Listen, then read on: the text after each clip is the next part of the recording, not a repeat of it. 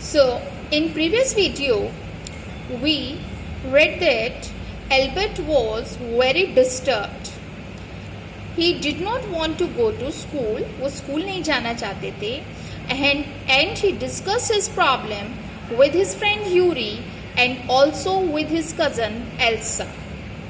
And today we'll read further whether he finds any solution for his problem or not. So let's start. I'm sure you could learn enough to pass the exams, Albert.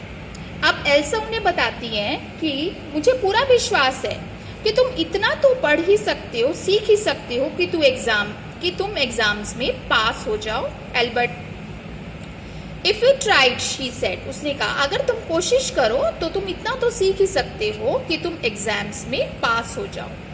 I know lots of boys who are much more stupid than you are who get through. मैं बहुत से लड़कों को जानती हूँ जो तुमसे भी ज्यादा बेवकूफ होते हैं. मीन्स वो तो है बेवकूफ एल्बर्ट तो, पर वो उससे भी ज्यादा होते हैं. स्टूपिड होते हैं देन यू आर, तुमसे ज्यादा, हु गेट थ्रू, पर वो पास हो जाते हैं. They say you don't have to know anything.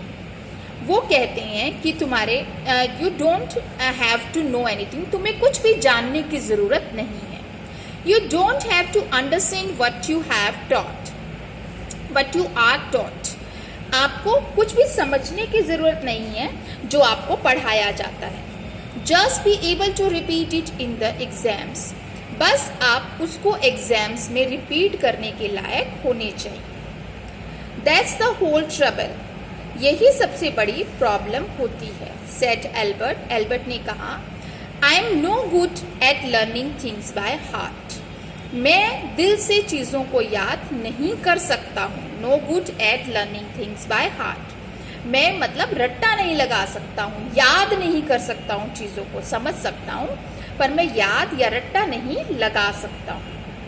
You don't need to be good at it. अब ऐसा क्या कहती हैं कि तुम्हें इसमें भी बहुत अच्छा होने की जरूरत नहीं है.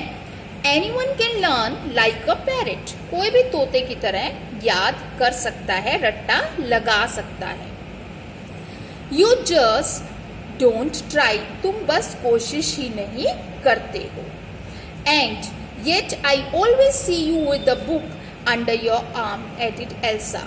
एल्सा कहती है साथ में कि और जबकि मैं तुम्हें हमेशा एक बुक के साथ देखती हूँ, अंडर योर आर्म, तुमने अपनी बगल में दबाई होती है एक बुक हमेशा. What is the one you are reading. आजकल तुम क्या पढ़ रहे हो. A book on geology. मैं यानी कि जियोलॉजी यानी कि भूगर्भ के ऊपर एक किताब पढ़ रहा हूँ. Geology, rocks and things. Geology मतलब रॉक्स और दूसरी चीजों के चट्टानों के बारे में पढ़ रहे हो. Do you learn that. क्या तुम वो पढ़ते हो.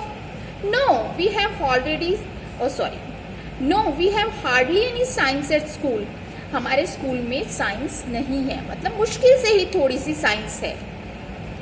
Then why are you studying it? फिर तुम उसे पढ़ क्यों रहे हो.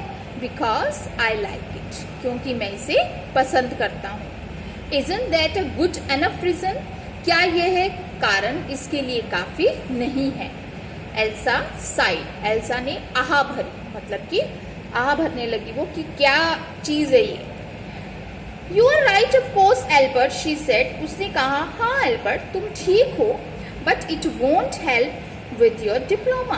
पर ये तुम्हारे डिप्लोमा पास करने में तो मदद नहीं करने वाली. Apart from books on science his only comfort was music. आप वो बता रहे हैं कि बुक्स, साइंस की किताबों के अलावा उनको और किस में आराम महसूस होता था, सुविधा लगती थी, संगीत में. यानी संगीत में उन्हें सुकून मिलता था, शांति मिलती थी.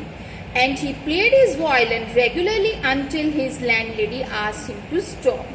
और वो अपना वायलिन रेगुलरली यानी नियमित रूप से बजाते थे जब तक उनकी लैंडलेडी यानी कि मकान मालकिन जो है उन्हें रुकने के लिए नहीं कह देती थी.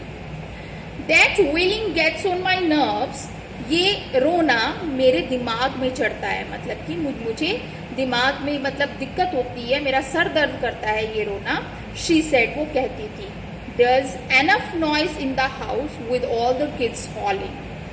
यहाँ इस घर में पहले से ही बहुत शोर है इन बच्चों की वजह से, मतलब जो बच्चे जो हैं वो इतना शोर मचाते हैं पहले से ही, तो तुम्हारा ये जो रोना पिटना है उससे मुझे घबराहट होती है। तो बेटा in this video we'll be doing up to here. We will continue the reading and we'll find out what happens next in the next videos.